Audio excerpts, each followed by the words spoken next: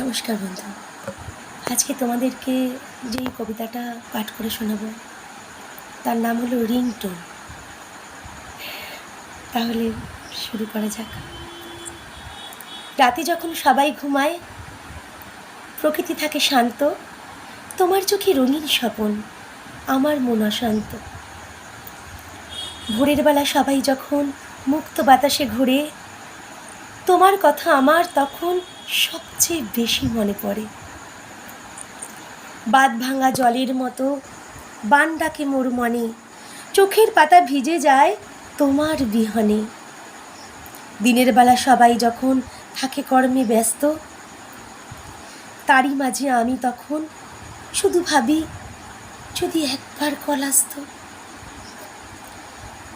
যদি কারো কল আসে, এক ছুটে পালাই, গিয়ে দেখি তুমি না, অন্য কাউকে পাই।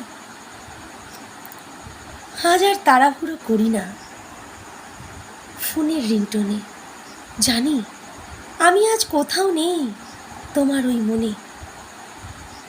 নমস্কার বন্ধুরা, তোমাদের অশেষ অশেষ ধন্যবাদ আমার এই কবিতাগুলি শোনার জন্য।